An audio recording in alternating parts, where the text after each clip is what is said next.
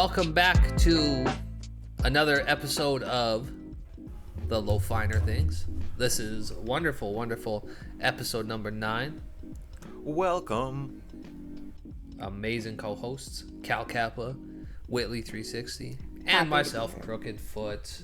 She beat me to it. Cal, how are you? I'm doing pretty decent. It's not too hot, not too cold. I'm kind of sitting in that groove zone of wonders. How about you guys? Happy to be here. She said it again. I'm also good, back on Earth, happy, living a wonderful and intentional day today, just existing. Beautiful. It is beautiful. What's new and exciting with you guys? I'm on holidays, enjoying time off of work, so... I like it. I like that. No, can't say I've done anything particular. Just been keeping it tame. Myself as well. It always feels like it's been a long time since I've spoke to you guys, except I speak to you guys every day, and then we record like once every other week. But this is like the big one, and it always feels like we go such a long time because we feel and share so much throughout that like the big conversations seem so far between. I think it makes them more meaningful too when there's that space in between each episode. You're not wrong with that whatsoever. No, and it's almost like we intentionally don't talk about anything too large or exciting in our day-to-day. We'll share things, we'll touch on things, we'll talk about really cool stuff, but somehow, like unintentionally or subconsciously, we always save like the really good stuff for the days that we record. Oh, we've said save it for the pod before in the chat. Oh, for sure. That's a hashtag right there. Save it for the pod. That's a Low Finer thing. I love it. It sounds so good when you say it like that. Tis. So Whitley, this is usually your strong suit and your avenue, but I actually took the liberty of kind of outlining the episode this go around, completely unintentionally. It was on a whim, but we've all kind of dove into the Digging the Greats docu-series where he's experimenting with only using an iPod for music for a month. And I know Cal and I have finished all 4 episodes. I'm not sure where you're at with it, but I binged the entire 4-episode series yesterday. Beautiful. What did you think? Wow, there's a lot to talk about. There's a lot to unpack with that. I'll let you take it off because I could talk about this too. Lots to say. I just found it very enlightening, to say the least. It was very eye-opening, very enlightening, and it really shed a light onto how much of our lives, or how much of what we consume during our lives, is dictated by an algorithm on social media or Spotify or Apple Music, SoundCloud, Tidal, wherever you choose to listen to music. It's like you're being force-fed things without being able to just listen to it in its entirety. And I feel that that's something that's been taken away from us as societal figures and people that just kind of meander through the day-to-day. It happened so gradually that we didn't realize what had happened until I watched these 4 episodes. That was worded so perfectly. It was. Thank you. It really, I hadn't really thought about, maybe like at arm's length, I've thought about your digital consumption, especially on like social media platforms and within music, with things like Spotify and other DSPs. It gets bad. It gets bad. We've spoken about algorithms before. Everybody knows that they exist. Everybody understands what they do. Everybody tries to feed into it to Play get that the upper game. hand. Yes, get the upper hand or take that advantage. We've touched on this before about how if you buy onto a certain playlist and your song starts to get a certain amount of plays, you start to show up on other people's recommended artists or artists like this on your Spotify's and your Apple Music or your related artists, whatever you choose to call them or whatever they're being called on different platforms. And like you're feeding the algorithm, you're paying people to help you feed the algorithm, and then you just get stuck in that circle. And I think for me, it opened my eyes and it's created a much more intentional listening experience for me. I've removed myself from those algorithms. You guys know my stance on Spotify's and Apple Music's as an artist, but now I have one as a listener. And it's kind of like, we'll get there. Like for my journey specifically, it was just like, I was already off of the DSPs as an artist. And so seeing the Digging in the Greats docu-series was like, man, I'm going to do this as a consumer as well and really take back what... Well, and he's a DJ too, so he's not just a listener of music. You have to take that into account too. And he even like took that even a step further and like in his own music career.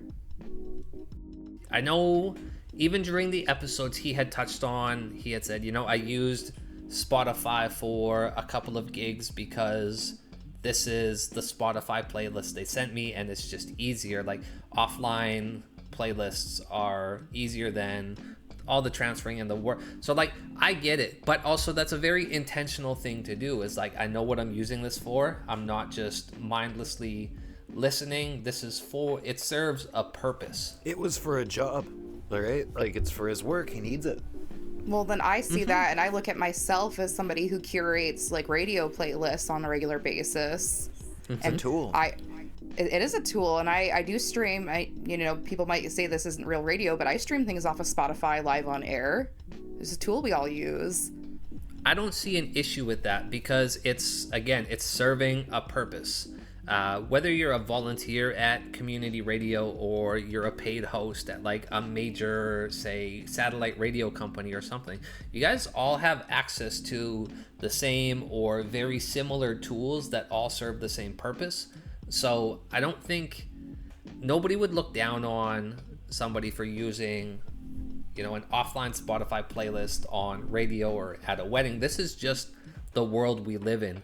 But to give yourself a pat on the back for using it in an intentional way, you still do the work and handcraft and curate your playlists, but you're using a DSP's offline tools in order to put them on the radio waves for all of us to enjoy.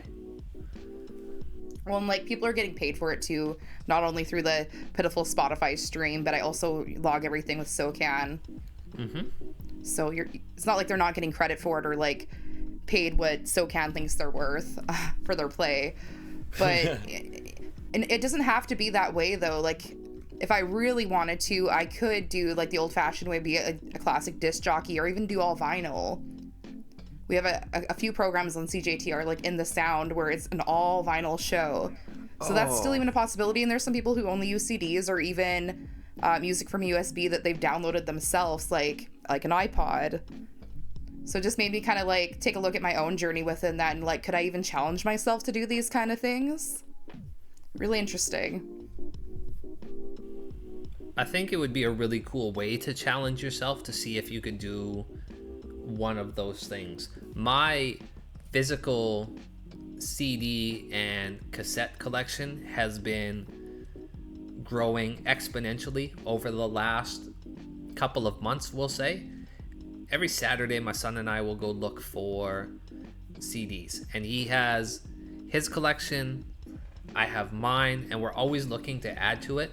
Sometimes I won't find anything. Oh, it's super cool. It's at the Tramps, right? At the Tramps. I love Tramps. Yes, shouts out to Tramps. They have a really, really dope collection. But I'm like, it's the hunt as well is part of the fun. Like, you don't get that on Spotify because you just go and you type it in. Oh, I want this album and you can listen to it, and that's cool.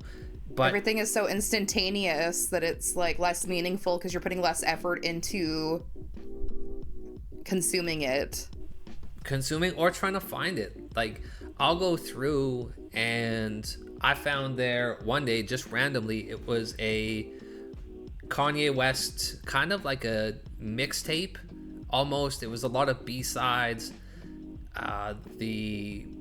What became All Falls Down was actually a song called Self-Conscious, and it had a completely different beat than the one that we know, and it was on here. And this was just like I can guarantee that these were pressed up in a very limited amount and only circulated in certain areas. So the fact that that found its way here is mind-blowing to me. You and found it's a just unicorn. Yes, I was there the other day and I passed up on it. I'll probably go back and get it, but there was a Fabulous mixtape from the early 2000s. Mixtape era Fabulous was incredible, and one of my favorites to listen to at the time. I know it's not super rare, but my score from the Tramps up at where you live was Jamiroquai, Traveling Without Moving. I was so stoked. I was so happy to find that. I was like, yes. It was $14 and I didn't even care. I was just like, heck yeah. Yeah. Oh, love Jamiroquai. Anyway. But you don't get that experience online anymore. No. I go, and when you and find that excitement, when you find like an album that's so meaningful or like rare or like unique, and it's such a like, you can't replicate that online. You really can't. No. And it was like, it's very cool.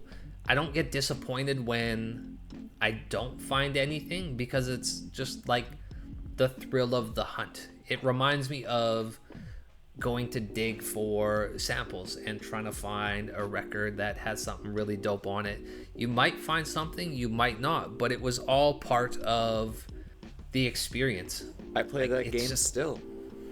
Yes, I go to the record store all the time, buy cheap records to find samples. Half the time they suck, but hey, I own a new record now. You own a new record. I ended up with over like 700 records trying to play that game, so it was it was good. I actually found a lot of really good sources were on like the old 45 RPM records. That's where I found a lot of really, really dope stuff. I hit the orchestral stuff a lot lately. You like that orchestral stuff. I've been really leaning towards a lot of like the library records, like just the library sounds or whatever. On the TrackLib section or TrackLib site in that section specifically. But I do feel, since I've watched these episodes, even my listening experience has become more intentional.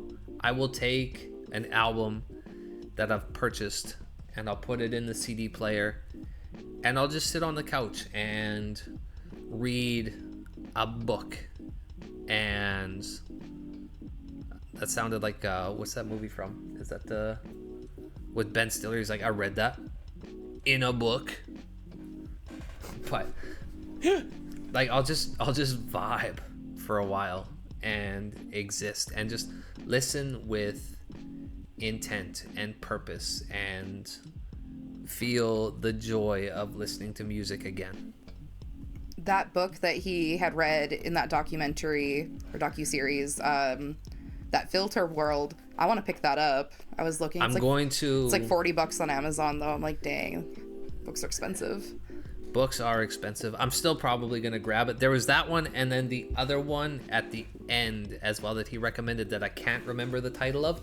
I do want to get them because they do seem very interesting, but I also have a stack of books that I've been reading as is that I need to catch up on before I really dive into anything.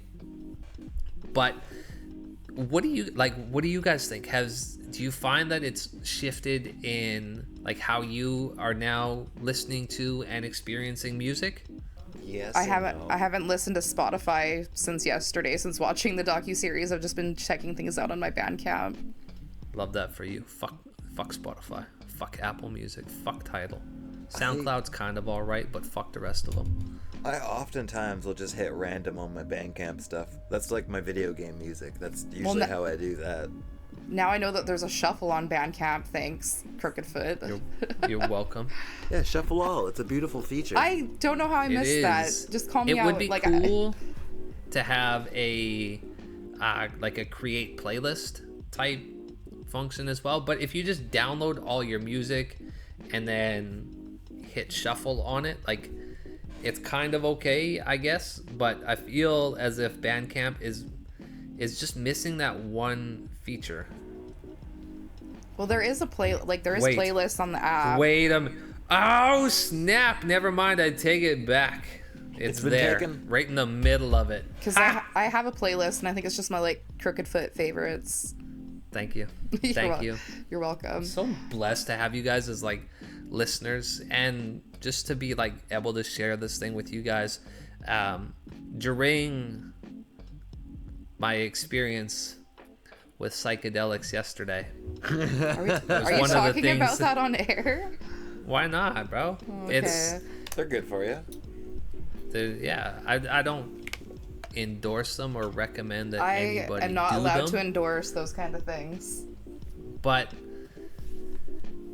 Don't ask while my I was opinion. sitting there, and it's just like I had this great feeling of like gratitude and just love and positivity in my heart. And one of the things that we were talking about was just like how much joy that this brings to me, because it's the opportunity to sit down and, like I had mentioned, how like Whitley, having you on the show, even though you don't make beats, what you bring to the show is just so awesome and knowledgeable, and you bring a side to the show that Cal nor myself would be able to do, and it's widely appreciated and So respected important. amongst the both of us. And then on the flip side of that, we have what Cal brings to the table as like a beat maker and a listener and somebody who makes beats completely different than I do. His unique takes on how to do things and his approach and how his insights allows me to further diversify and expand on mine.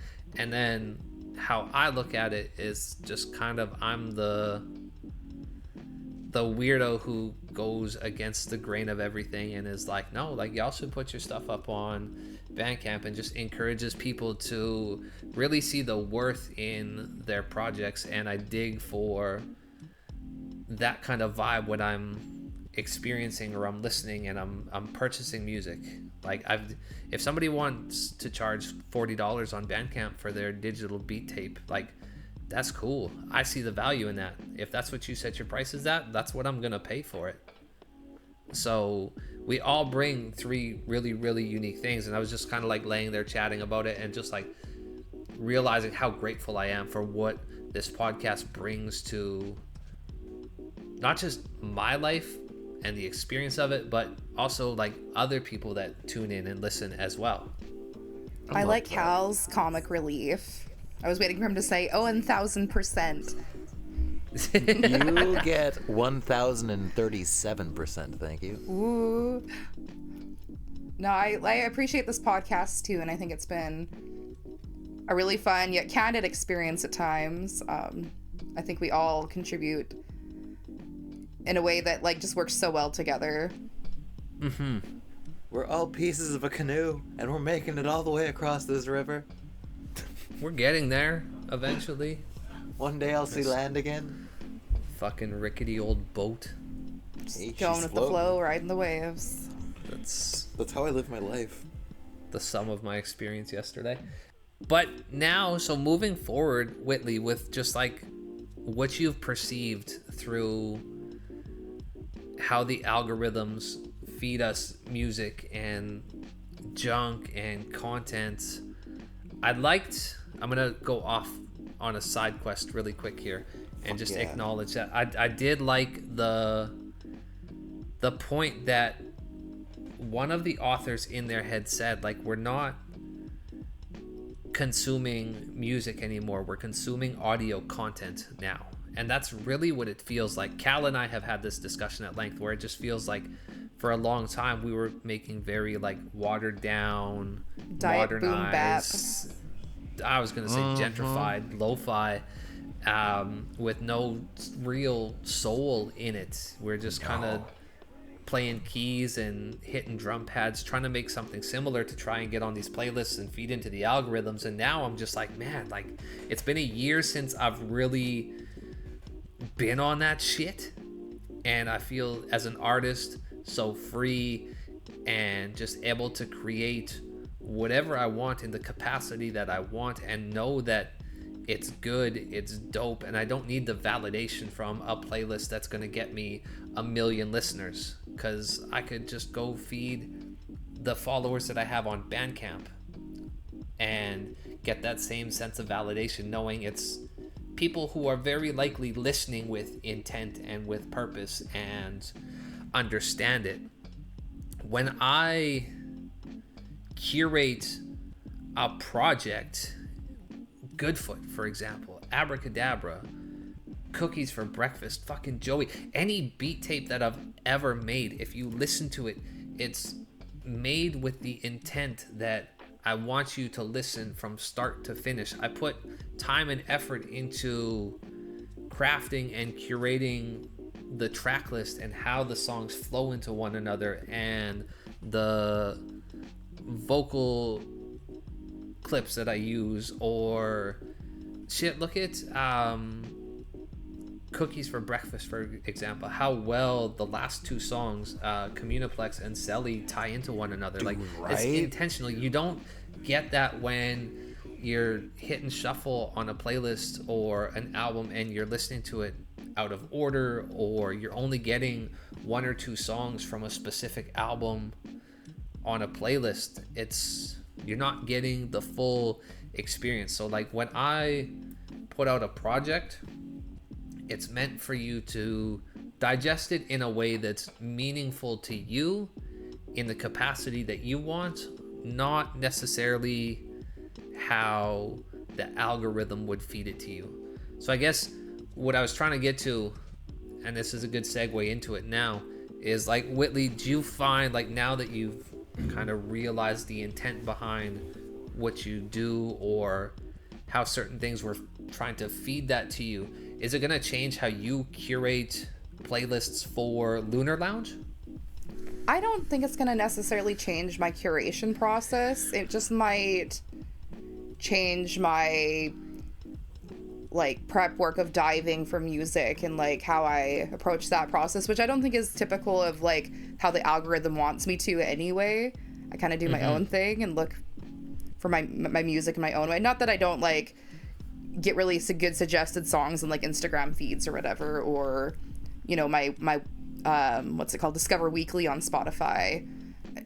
So like yes and no. I think like listening to music for my own personal like listening rather than my curation, I think that I will probably make that more of a priority, which I've already started to do even before like I watched this documentary. After taking a break during the summer, I feel like I need to give myself more time to listen to music for me rather than I need to listen because I have to do this radio show. Okay, so it's changed in that regard then. I like that as well, is listening for you because you enjoy it, not because you need songs for a specific theme. Like I listen to you said it before, I listen to a shit ton of lo-fi, and sometimes I'm like, man, like I'm lo-fi'd out sometimes. I needed to listen to other things because it's too chill sometimes. Variety is the spice of life, man, even when it comes to music. I think that's one thing I'm guilty of, is I listen to a lot of just like lo-fi and a lot of rap, and I'm grateful for it. I love it. It's my favorite genres, but I could benefit from diversifying and maybe stepping outside of the box. I was so excited for Lonely Boy and the kind of project Korn. that he did with the Korn songs, because I loved Korn growing up. Korn, Limp Bizkit, Incubus, Filter, Stained, like those were some of my favorites. Same here, man. They were so hard back in the day. And now I could probably go back to some of it. I feel like maybe Limp Bizkit didn't age very well. You don't want to break stuff? I still want to break stuff sometimes, but like, I don't know. It's just not something that I'm into. Whereas I can go back and I can listen to Korn. So I was so excited to hear this project that Lonely Boy put out, and I listened to 30 seconds of Freak on a Leash, and I was like, this is not great. Let's try Got the Life, and I was like, no, this isn't it. I tried Falling Away From Me, and I was like, this is fucking terrible. Like, who gave you the pass Korn to create did this fucking monstrosity? Like, okay, this can I just cut in? Sorry, I didn't talk terrible. about this last episode when I brought this up. I forgot to mention last episode, when I found this like Lonely Boy thing, I went down a Reddit rabbit hole, and some people say that Lonely Boy isn't even a real artist. It's just like an artist name or identity that these labels are using to release these crappy mainstream cover songs in a lo-fi fashion because there's hype around lo-fi, and that Lonely Boy's not even a real person. I'm not saying that I agree with that, but it's just an interesting thought I had, and was wondering your guys' take. I agree with you, because I kind of went down the same rabbit hole. We had discussed it in our group chat that the potential is there for them to maybe not be a real person and just be kind of like a model created by a label. Like, how else are you going to get clearance to do some of these Like remixes Tupac. and songs? Like, That's kind of it. No way. Bro, I swear, if the estate of Tupac signed off on that project, oh my god, I'm going to submit my demos. Dude, I'll be right behind you, don't worry. Right? Like, let me get a piece of the pie. I'm trying to get paid too. No, it was, honestly, it was an abomination to all things lo-fi, and it was fucking terrible. And I hated every...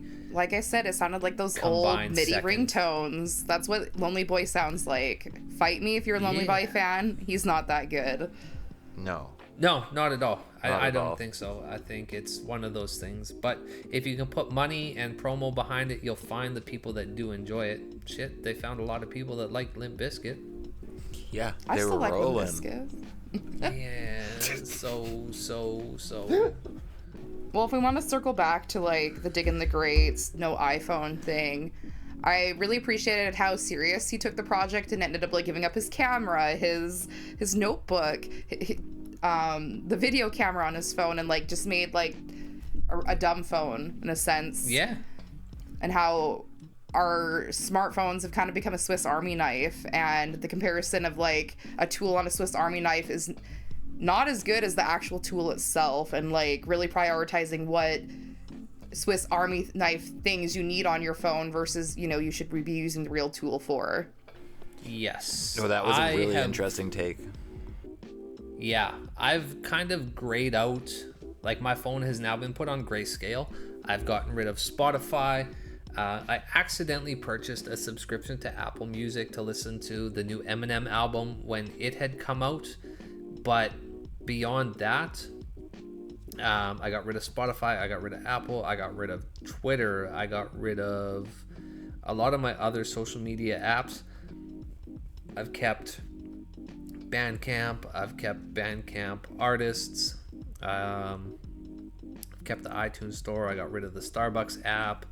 I got rid of a few of my crypto apps that I no longer needed. I'm just waiting to nor see used. you like on your typewriter in the park, just writing notes, making beats. Nah. I don't like leaving my house, Dude, let right? alone like going outside. But I will say, I have an iPod Classic coming to me Oh shit. that I'm gonna mod a little bit and probably put like a terabyte worth of space on there just to flex on hose. You'll have to let me know how this goes. But I'm very excited. No, I happen to have a friend who is willing to part with theirs. It's 120 gigabyte, but Oh fuck. I'm gonna mod it a little bit. But the episode, like, it really went back to what I started, and every now and then I'll get like just this confirmation that how I'm doing things is how I want to be doing things. It might not be right to somebody else, but it's right to me, and I get to honor my art in the way that I see fit. So am I going to go out now and get the printer so that I can print directly to CDs and add the final piece to the puzzle with my art and having the CD duplicator and being able to create copies in mass of beat tapes that I put out? Yes. Damn right. It's gonna happen. So, and then I can also help service other artists if they want to do a short run. If Cal wants to do 20 copies of his next beat tape, Or how about the one he just put out? That is so good. Oh man. Dusk is amazing. I had a very, very good time listening to that. And that was another one where I was able to listen to it intently as soon as it came out. And one of the other things that I really like about seeing more artists put their music on Bandcamp is the fact that we get to see money circulate within the community now. It's like, cool. Cal bought 2 of my singles at $5 a piece. Sweet. Awesome. Cal just released a beat tape for $10. Well, combine that with some of the other money that I made off Bandcamp sales. Well, I can now pay $20 for Cal's project. And somebody just went and bought a Crooked Foot t-shirt off of my site.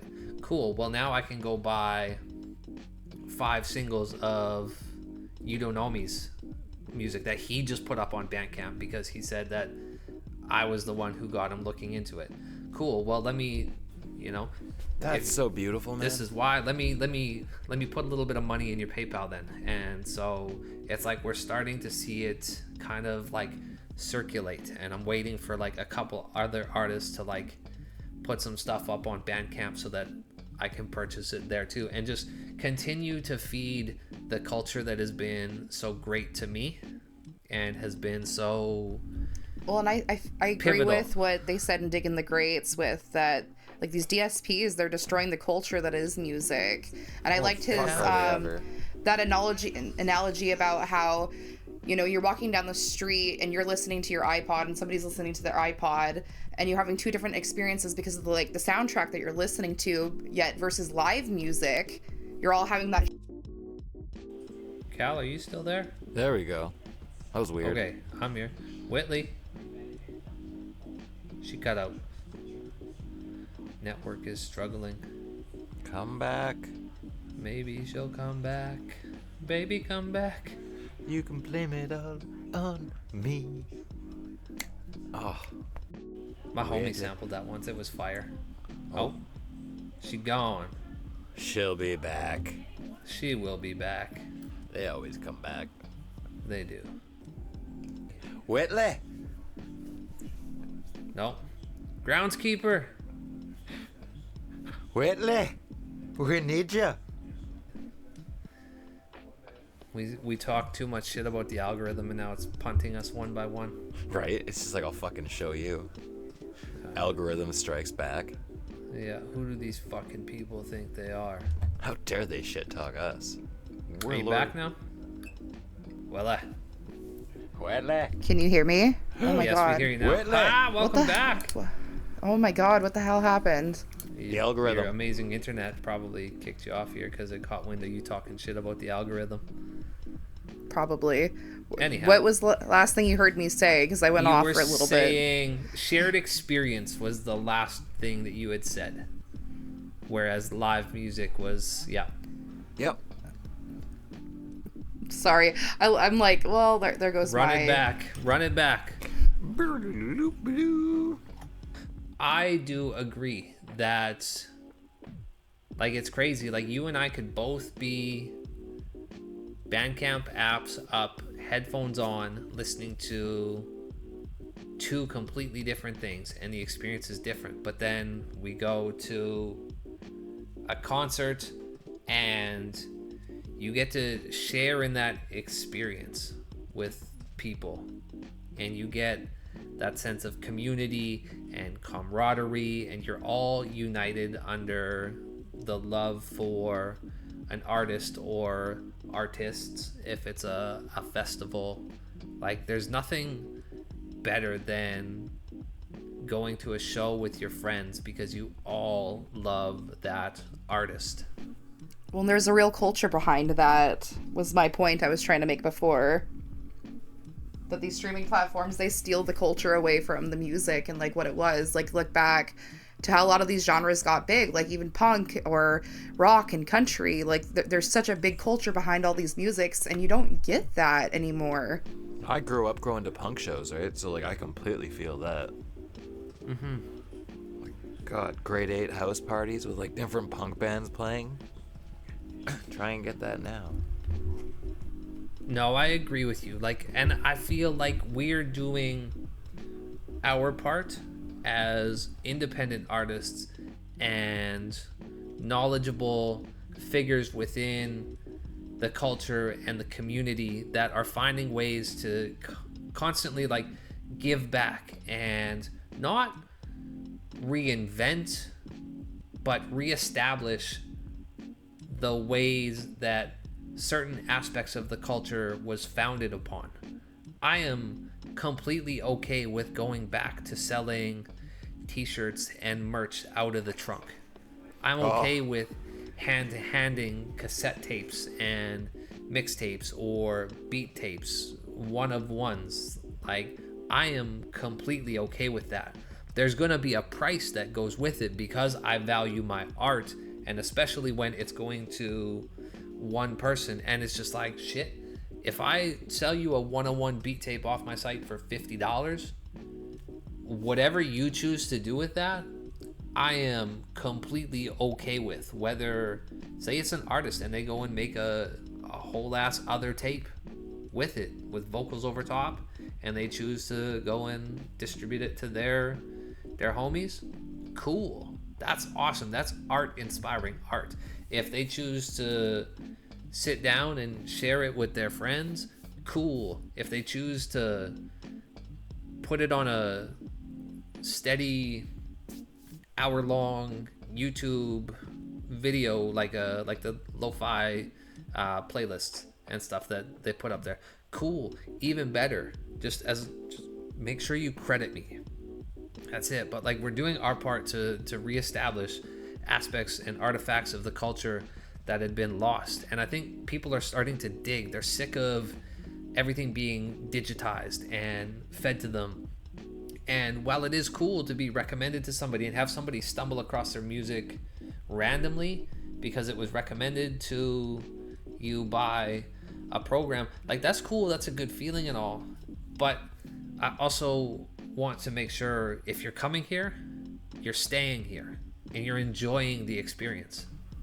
Well, and like, you know, you're talking about an algorithm recommending something. Like, when was the last time, like, genuinely somebody was like, oh, check out this album, check out this artist, check out this song? Like, I don't feel like, unless you're in it as a listener of music, like, you don't really get that anymore. No, you don't. I get that every other week on this podcast. Hey! Speaking of, I think this would be a good time to segue into our weekly recommendations. Yeah, we could go on and on and on about everything. I think this is like a good kind of exit point. Yeah. It's a good off-ramp, I feel like. We won't keep you guys for too long. Maybe we'll follow up and do a part 2 on this kind of mindset and topic. I agree. I'm going to go first because I don't want nobody to steal my weekly recommendation here. No one's getting mine. That's good. No one's getting mine. I mentioned them earlier in the podcast, but I do want to give a massive hats off and a shout out, and make sure y'all check out You Don't Know Me Beats on Bandcamp, I already Spotify, wherever. I know you did. I caught that you had purchased some of it, I think, in my No, I just checked it out. I saw that you had That's you right. picked it up. Oh, do you get emails when I buy stuff now too? Yeah, I do. Fire. Creep. Yeah, so massive shout outs to him. I'm so glad that the music is now on Bandcamp in a way that I can support. I was the first person to pick up the songs off Bandcamp, and that will be just something that I get to hold on to forever. So make sure you check it out. Bandcamp, You Don't Know Me. I wonder if that's how it's like, you don't know me, maybe. You don't know me? You don't know me either. Ha! I agree. Check him out though. Really good stuff. Yes, super, super dope lo-fi music. You can feel the passion in the music. What about you guys? What do you got for me this week? I'm taking Age Before Beauty. I'm the old one. Let me go. That's why I said Age Before Beauty. That's what my dad says every time he holds the door open for me. Age Before Beauty? Yeah. I don't get it, but it works. Well, I'm going completely in the slight mainstream because I'm a dickhead. We're gonna go with Karen O. She did an album with fucking Danger Mouse. It's called Lux Prima. And oh my god, her vocals, because she's originally the singer from the Yeah Yeah Yeahs. And like her vocals over top of some Danger Mouse beats are just so good. Been jamming that all day. I love it. Whitley. Send us the link. Okay. I'm going outside of Canada. What? Not you. Yeah. I'm going with my homie, Half Blue. Okay. He's from Detroit. He just put out an independent album on the Bandcamp. And it's really good. It was the last batch of music he created before he just had his first child, a little boy, at the end of June. And his wife and his, journey into becoming a parent were big influences for this album. And it's just really, really good, and it's really special. And I like to see, he's a pretty big artist, and it's nice to see even a big artist like him still taking that chance to release something independently on Bandcamp. Love it. And the album's really good. So for those reasons alone, go check out Half Blue. You won't be disappointed. Check out his album. I dig it. You have to buy the full album to listen to the whole thing right now. Only the one track you can listen to for free, but eventually he is releasing it all on Spotify, but he's giving those who truly support him an opportunity to grab it on Bandcamp and experience it first, which I think is really special. I really like that. I do too. That's really, really great. That's a really cool way to go about releasing and packaging your music in an ecosystem that has become mostly digital. Oh, he's found the album's called The Forest, the Trees. Before I forget, I always forget important information. Half Blue, The Forest, the Trees. Perfect. I'll make sure to check it out. Make sure you check us out on Instagram.com/thelowfinerthings, SoundCloud @thelowfinerthings, YouTube @thelowfinerthings, Instagram @Whitley360, Instagram @CalCappa, Instagram @crookedfoot.lofi. It's been an absolute pleasure. This has been one of my favorite discussions that we've had over the course of the last 9 episodes. And I hope that moving forward we can have more meaningful and intentional discussions that do not involve algorithms. Fear of the future. AI is taking over. Just kidding. No, it's not. Don't ask me about that algorithm. It totally is. Run now, hide in the hills. Next week is episode 10. Next time is episode 10. Go. We are almost there. We're double like digits. 10 deep. This is fire. I hope you guys have a fantastic night. Stay beautiful. And the rest of y'all enjoy it as well.